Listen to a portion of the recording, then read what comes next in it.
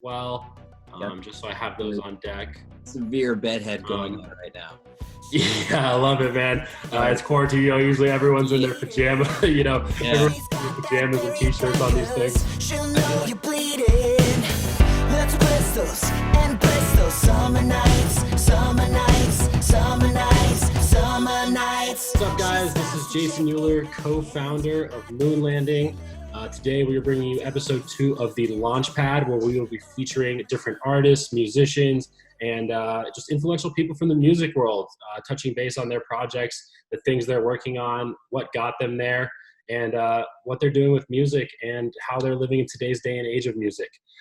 Today, we have Dave Amezcua, formerly with AWOLNATION. Some of you may know the name there. But today we're here to talk about his electro-pop act Ziminy and his new release coming out this Friday, July 24th, called Summer Nights. Obviously very fitting for the season of the year we're in. And Dave, take it away. Tell us a little bit about yourself. Yeah. So first off, am I okay not wearing earbuds? You're good right here. We can hear you. Okay. Yeah. So Summer Nights is this, I guess, my third release. Yeah, since starting this project, I think in the end of last year. Really what I wanted to get back to as like a musician was when I first started playing music, wasn't really what I considered my main go-to instrument. And so I ended up being professionally a bass player in a couple different bands. I was in Under the Influence of Giants, which was the first iteration of what I guess became AWOLNATION. Like once I was with Aaron Bruno and some of the guys that ended up playing in AWOLNATION. Obviously that is Aaron's project. But yeah, so I played bass on all of those projects, but it was the first time that I was literally like, I had like an identity crisis at that point because bass, I love bass and that's what I do, but I write the piano, like everything. And you really built your foundation off playing the piano. And I imagine a lot of your musical theory and just knowledge must have come just from getting that early foundation there. Yeah. So getting back to finally, just, I guess, growing up and being like, what do you like? You play piano, you write on piano. So why are you forcing bass? Just because that's professionally kind of what your calling was for a moment. So I got back to the piano and I started writing all these songs and it just kind of all came out. And ironically, getting back to Summer Nights, though, this song isn't very piano driven. It's very synth driven. So I kind of love all that. I was listening to it a little earlier and I can definitely hear that direction you're going there. Yeah. So it's like I created the intro piece, which was like this synth opera, if you will. It's got this quick little almost Stranger Things-esque intro. And where did some of the inspiration for this track come from with the sounds and kind of progressive sounds you're really creating and using with the track? Yeah, it's a lot of it's like kind of what I said recently is that it's like I kind of wanted to have old meets new, like you have these sounds and these textures that are familiar. Obviously, this song in particular is really pulling from some of those 80s influences. If you think of like the 80s sounds are making a big comeback right now, and a lot of producers and production, and they're really streaming well. A lot of people are really kind of getting that nostalgia feel to a lot of these tracks. Right. And it's probably to credit with things like the success of Stranger Things and things like that are like, oh, okay, wait, we like it. I've always liked it. I have a Toto tattoo on my arm. It's more. I love it. Yeah, one of my favorite movies, Ready Player One. It always talks about all the 80s references in that movies that Spielberg ended up directing. But it's really cool to kind of see those pop culture things being plugged into current day music and current day trends now as well. Yeah. Yeah. So, but I wanted to kind of old meets new and have a fresh perspective or a fresh take, meaning that the production value, what you can accomplish with some of these older business models, so to speak, of songwriting, kind of making it fresh again. So that was my approach, at least with Summer Nights. Yeah. I love it. That's awesome. No, thanks for sharing that. Yeah. Did you have any specific messages you were really trying to display when you were producing Summer Nights, or what kind of feeling are you looking to invoke to the listener, if any at all? So I always like to leave us a song open to translation, like what it means to the listener versus like what it meant to me. the idea, at least conceptually, like lyrically, the idea was that I tend to write a lot of fictional pieces, so to speak, or like sometimes a movie can inspire it, a TV show, a book, or whatever that you're just kind of taking in, and all of a sudden it's like you're a creator yourself. I'm writing my own movie at this point. It's amazing how we take the little things around our environment and go, wow, that kind of gives me an idea. And then you can take that thought, that sound, whatever it is, and then expand upon it. Yeah. And, just in the last 100 years of recorded music, it's incredible what people have done. So it's really cool. You're pulling these different ideas and really, progressing a sound that truly is your own. Right. Yeah. Yeah. So, I mean, the song definitely has a meaning to me, but I always like to leave it open to the listener to interpret what their take of it is. Yeah, absolutely. I mean, at the end of the day, art is subjective, right? So it's really cool. Like, I can hear a song one way, you might hear it another way, and we might get a different feeling, different emotion, or a different takeaway from it. That's the beautiful thing about music. Totally. So yeah, I know you kind of said a couple issues. Did you have like a moment that just hit you and like you kind of discovered this track and you're like, oh, this sounds good, and you just kind of had that direction you knew you could run with? So when I started recording this record, this is the first single from my record coming out August 21st called Love Language. So Ziminy Love Language comes out August 21st, but this I wanted to kind of introduce as the first song. Ironically, I actually wrote majority of the record within the last 3 months. Summer Nights I wrote like a year ago. Wow. And I just couldn't let it go. It's a song that was festering in the back of my head in my demo world. Yeah. And I just I was like, I don't know if it's going to make sense with this record, the sound, all of that. And then I just kind of said, whatever, dude, I'm going to do it. And if it turns out great, if it turns out any sort of cool, I'll put it on the record, and maybe it'll be like just a deep cut or something. And then we did it. I love it. And the song hit so well, and just, it feels good. And it turned into the front runner pretty quick. Yeah. Next thing you're just running with it. Yeah. So it was like kind of this afterthought song that ended up being the front runner in the end. And now it's the first single. So that's kind of the story with this song. It's funny how things work out like that. And like you said, demo folder, I can only imagine what that folder must look like. I'm sure there's so many ideas and splotches. I know all the artists I work with are, all over the place in there. Yeah. Talk to me about the idea for the missed opportunities that probably happen for musicians, like that they just demo folder. And you can jump back in there a year from now and there might be a sound or an idea that you might go, oh, hey, I have this too. And who knows, that could be the next hit down the road here. It's absolutely true, because it could be relevant at that point where like maybe it doesn't make sense at the time. And then you sit on it a year or two and you're like, oh, that works, so yeah. The creative process truly fascinates me. Just, how it can be like a moment of instance and really just, I've seen guys crank tracks out. There's those 3-month periods and whatnot. How is it for you producing these tracks, and what's that timetable look for you? Do you kind of have both ends of the spectrum, or are you pretty consistent on what it takes to produce a track? So I'm in my studio right now, where I'm at right now. I have a studio that's like literally a stone's throw from my house. But I just do demo. It's like where I knock out all the nucleus of a song, and I sing like really quietly into a mic just to get the ideas down, because it's like literally a commercial office, But it's like, this is what I do here. But my friend and former bandmate of AWOLNATION, his name's Kenny Carkeek. He owns a studio in Van Nuys, and he's just like phenomenal producer, engineer, knows his stuff in and out. Just knows it inside and out. Knows his stuff really well, and we have this great working chemistry just on stage. That's awesome. The whole deal. We're like best of friends. So working with him is just like the best. And I already self-produced majority of this music, and I played every instrument and kind of knew like the blueprints were in my head of what to do with this entire record. Having said that, though, I love how you said that. I watched the Avicii documentary, and they described it as the symphony's already in his head. He just has to put it out. And even hearing that from you as a musician, it's just it's so cool. As a non-creative, I just respect that so much, that you just can hear this thing and just know, and then actualize it into the world. It's really powerful. and it gets stressful too because, you know, Oh, like, I'm sure. it takes a Yeah, you got a toll bunch of on noises in your everyone head. around you.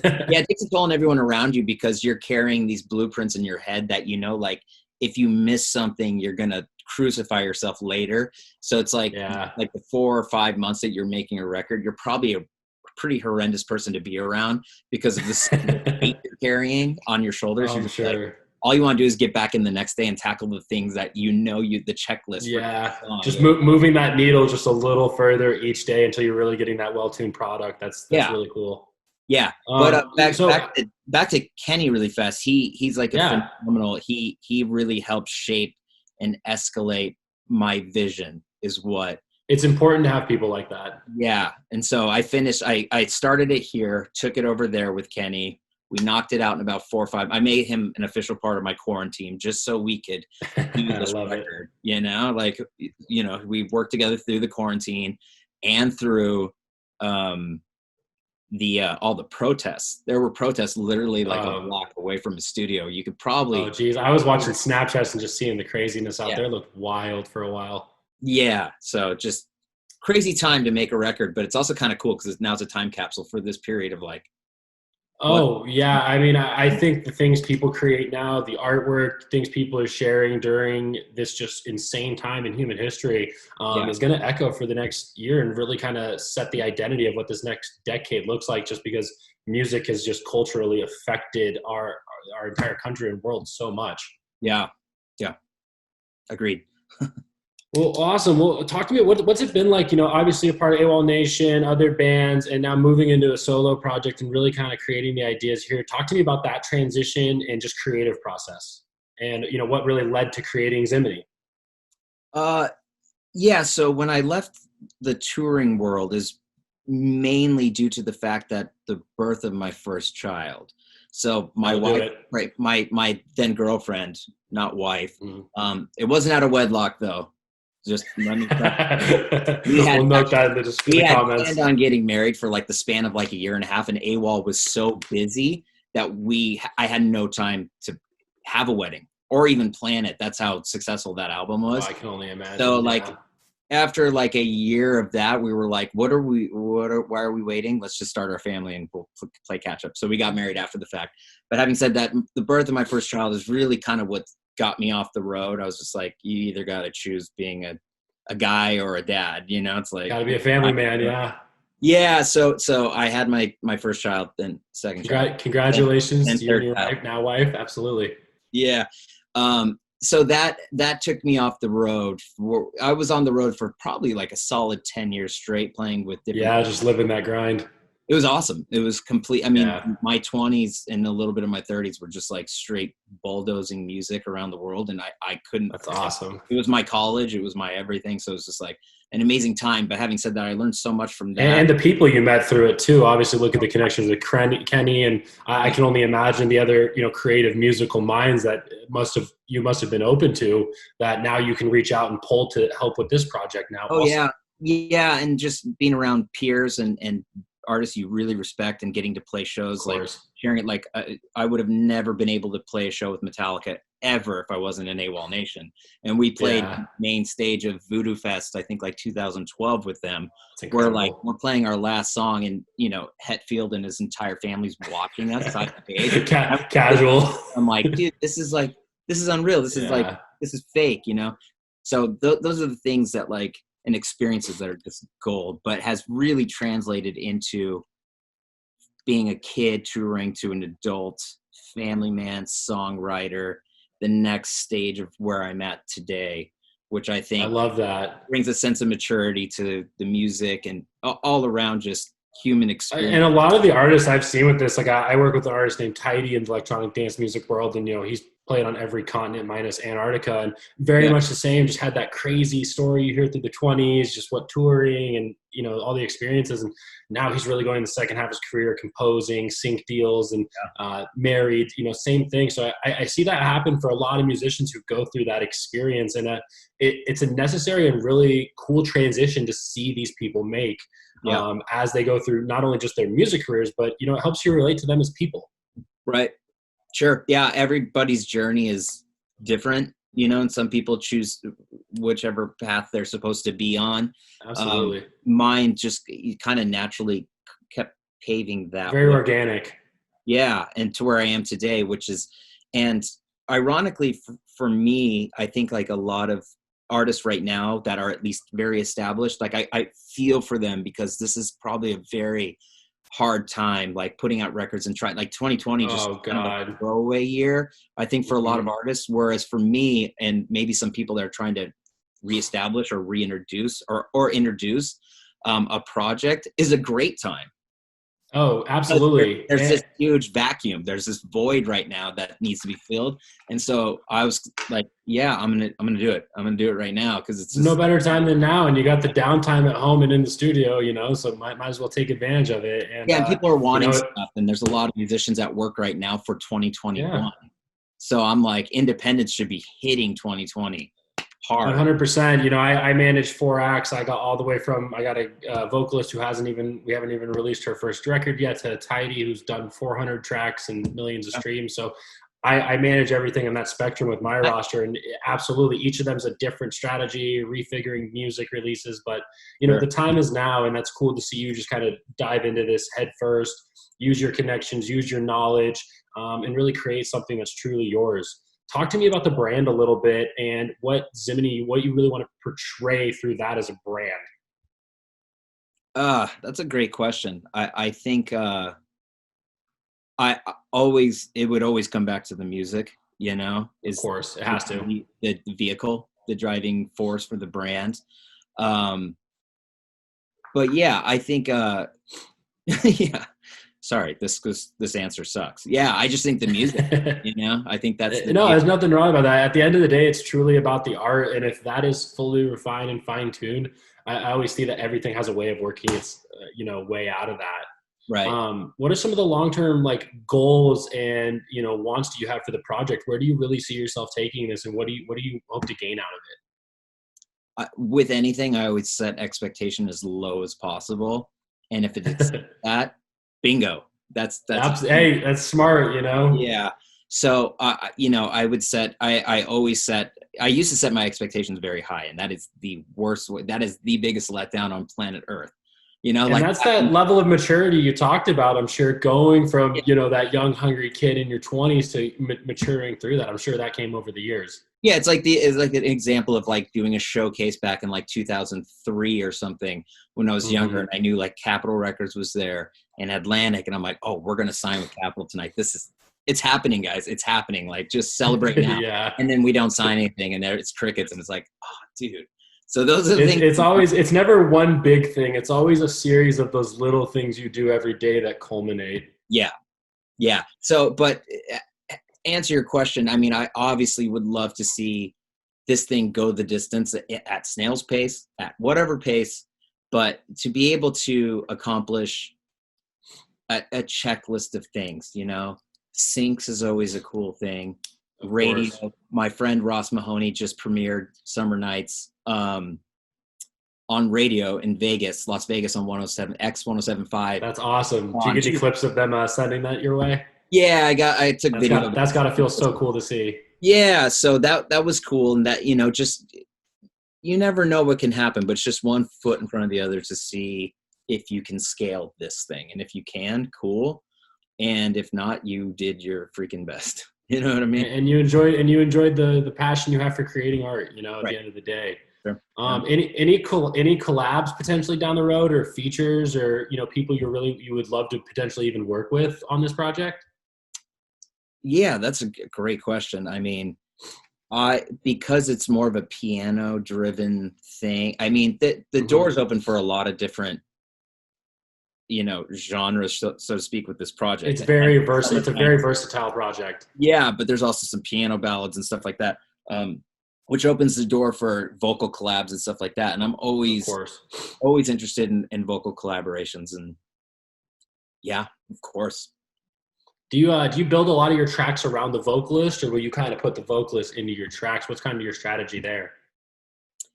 It's always different, which is weird. There's never a formula for writing a song. It's like a program beat could trigger an entire song, or a bass riff I came up with, or a piano line, or a vocal that started the whole thing, like a melody, like a little verse or something I heard in my head, which rarely happens, but that has happened.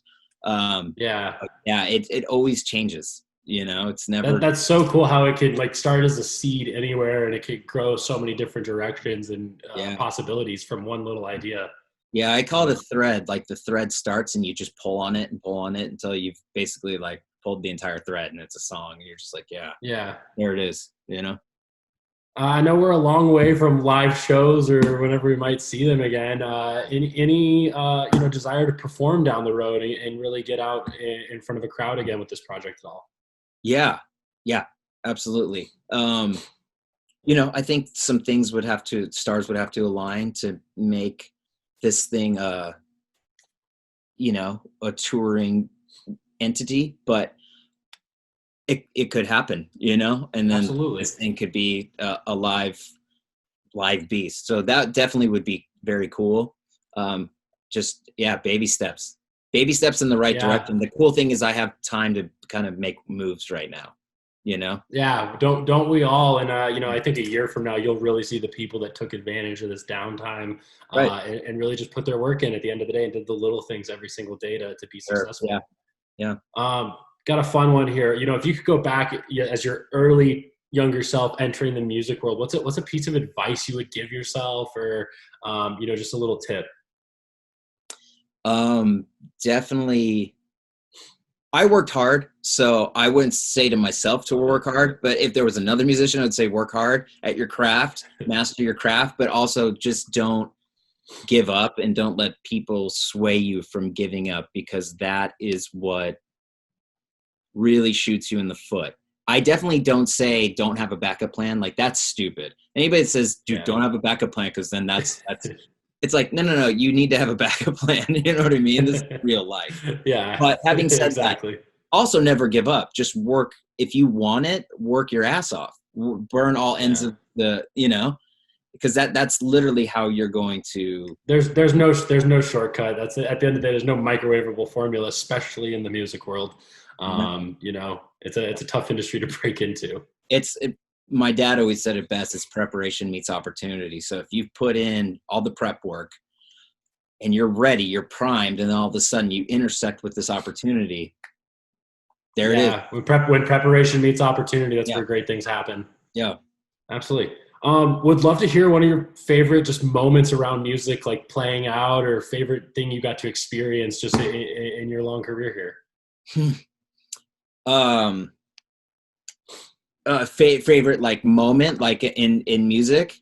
Yeah, if you maybe it was a track you put out, you're just so stoked about that. It was a performance, just what's like, out of all the things you've gotten to experience in music, what's been one of just like the shining moments of your, you mentioned that moment with Metallica, obviously. Yeah, that was one of them. That was one of them. Yeah. I have like a lot of like weird little stories like that, that are just like, what? This happened because of that preparation meets opportunity. I ended up here, Like there was this one party we went to under the influence of Giants. We were signed to Island Records at the time, and that was the AWOLNATION former band, should I say? Aaron Bruno, Drew Stewart, Jamin Wilcox, and I was in that band. We went to this Universal party, and I had this shtick where I wore sunglasses and a headband in that band, and I love it.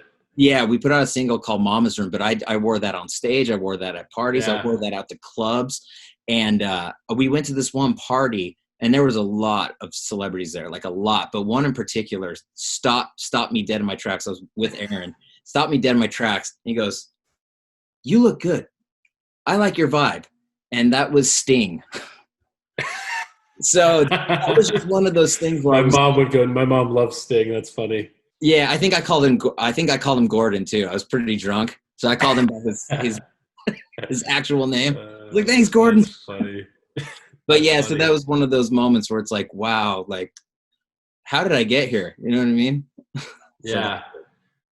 Well, cool. We're about to wrap it up. I just want to, one more question I want to jump into is I'd love to hear just anyone you'd love to, credit a little bit for helping mentor you over your career. Who are some people that really helped you throughout your career and are helping you now? I know you mentioned Kenny. You know, would love to shout out those people and give them some love. Yeah, the main one, obviously, like, dude, like my parents, my dad is like, Of course. he's the reason I play music is my parents, my mom and dad are both musical. But having said that, very early on, my dad became like really good friends with, his name's Lee Loughnane. He's one of the native, forming members of the group Chicago. So he's been there since 1967. He's an original. He's the trumpet player.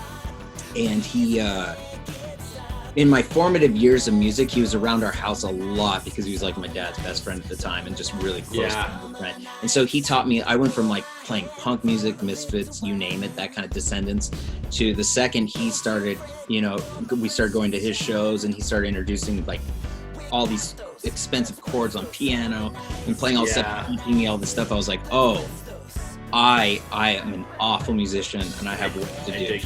So at a very young formative age with music, he was a huge influence in pointing me in the right direction of music theory, everything. Those mentors are invaluable. Oh yeah. They really are. Yeah. So I was like a fly on the wall to like an epic band and artist and just like got all this insight, so yeah, big time. Awesome. So cool.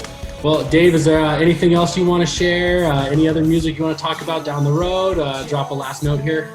Yeah. Summer Nights is out tomorrow. You can get it Ziminy, Summer Nights, all digital platforms. It'll be available for download. And then, I mentioned August 21st, the Love Language album is coming out, and that's the full length. Exciting.